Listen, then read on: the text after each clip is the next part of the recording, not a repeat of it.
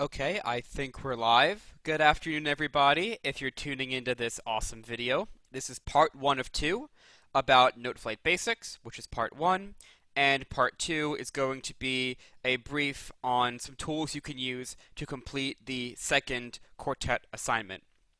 That assignment will be due either on Monday or Tuesday, depending upon which section you're in, B day or A day, respectively.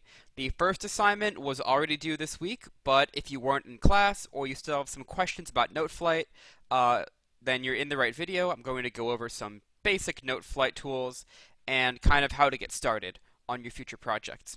So, with that being said, I think we're about to get rolling here. I'm going to share my screen really quickly. Um, okay, let's just go to my home really quickly. Uh, okay, so when you get into when you get into your Noteflight account, this is what you should see. You should see a list of all of your scores that you've made, if you've made any, and at the top you have things that you can use to manage different stuff, and over here too. The important one is at the top left on the Create. When you want to make a new score, just hit the Create button, and it will take you to this page. Create a new score. You can choose a bunch of options. Let's just go with piano for now. Pretty simple. Okay, so here we are. This is the basic user interface. Just some basic things to get started. The title, you click it, type in a title. What are we going to call this? We're going to call this, this is a cool piece. All right. There we go. And the composer, that's me, Joshua Gittleman. And we can go hit save. And make sure to save your progress often. It'll be on the cloud, so there's no need to worry about anything there. Okay, so the two main tools we're going to be using are the mouse and the keyboard. The mouse is good, it can do everything. The keyboard can't do everything, but it'll make your life much easier, I promise. So let's get started. The main thing you want to check out for is the hotbar on the left. When you click it, you've got this drop down here, and it will give you everything you need and more to complete your assignments. You'll notice that some are checked and some are unchecked. If they are checked, it means that they will be at the hotbar on the top. If they're unchecked, they won't be. So if I quickly go down and I start to uncheck everything, you'll notice that now they are gone. And if I just go down and I start to check everything, then the hotbar becomes filled with a bunch of nonsense. Not all of it we need. You might want to write this part down because I'll give you what I prefer to keep on the hotbar. What I prefer to keep on the hotbar is score, duration, pitch, tempo, measure, and dynamics. Just to start with, maybe you could put rhythm, maybe edit, but both of those are really easy with your keyboard. So, that being said, let's start putting some notes in. The easiest way to put notes in is by clicking on a measure. It'll give it that orange highlight, and as I move my mouse up and down, it'll give me places where I can put the notes. So if I just click, and I click again, right? It'll just make me play notes. I'm just going to change that really quick. If you want to hear what it sounds like, go to the top up here and hit play.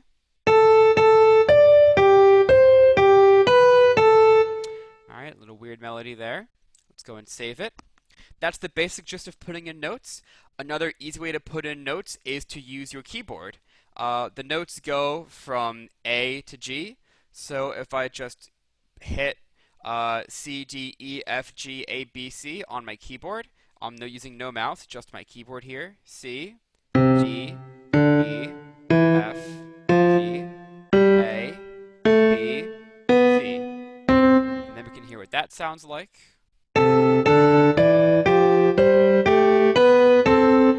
Okay, a little funky. And that's a pretty, save it. That's a pretty useful tool, using your keyboard to put in the note names. Now let's go over all of the other tools that you might need for assignments. Let's start with changing the length of notes. If I want to make this a half note, go up here under duration. Remember that duration is on my hotbar because it's checked here. I can turn it into a half note. I can turn it into a whole note. I can turn it into a dotted half note. I can turn it into a dotted eighth note if I want to. And that's kind of messy, so what I can do just to get it back to normal is I go to Edit, and I can hit Undo a bunch of times. The hotbar for that is Control Z, so if I hold Control and Control Z, then I'll get back to normal. Pitch is another big one. If I've got a D here, I'm going to make it sharp, or flat, or back to normal again, natural. Again, same thing for other notes. Flat, sharp, natural. If I want to move notes, I can hold it and drag it, like so. The keyboard shortcut for that is just up and down, and then down on my keyboard. If you need a helpful tool to how to find keyboard shortcuts, there is a tab on Noteflight and also in the Google Classroom. I hope you can see this okay. Let me just zoom in real quick. We've got some pretty nice ones here. My cat is okay. She's being cute. Again, A to G, you add the notes. Up and down will move the notes. That's a big one. Another big one would be the selection and editing. I don't know if you can see my mouse, and if not, I'll just circle it. So yeah, here are some big ones right here. A to G puts the notes in. Up and down moves the notes up and down. Another big one would be the selection and editing. Just like in Microsoft Word, Control C is a copy, and Control V is a paste. So if we go, whoops, I need to get out of my marker. So if we go to this piece, and I hit this measure, Control C, and then Control V, another Control V, it'll do it. Another useful tool is the R function, which repeats. So if I've got a measure and I hit R, it'll just keep repeating that measure over and over again. Same for multiple sections also. So if I highlight two measures by holding Shift and I hit R, it'll keep repeating, like so. And it won't sound great, but we can listen to it.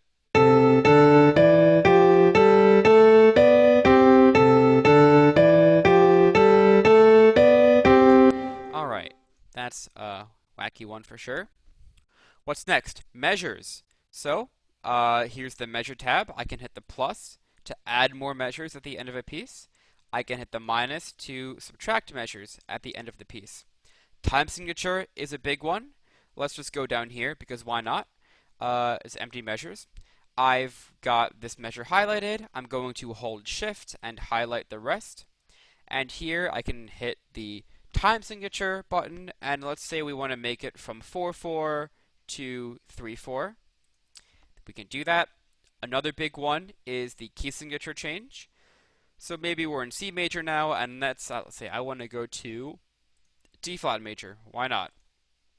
Now we've got a time signature change and a key change. They're both big. Next up is dynamics.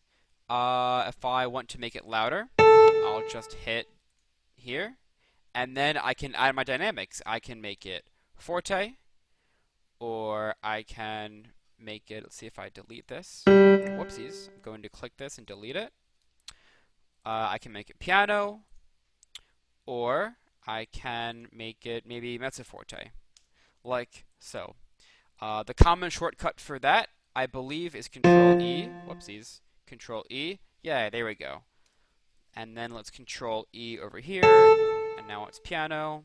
And maybe let's keep the bass line at a consistent mezzo forte. Another big one is lyrics. You might need that in the future. I believe Control L is the hotkey for that. It is. So if I type in words under the lyrics, they will automatically fall under the notes. So if I type a lyric, let's say, I love you too. I love new shoes. I love you too. I love the band you too.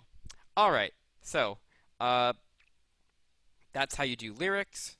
The only other big things that I want to talk about are tempo before I forget. At the top here, we've got tempo. So let's say I want to change the tempo from 120 to, I don't know, 77. Hit enter. It'll change the tempo. I want to delete this new tempo, and now the piece should be much slower.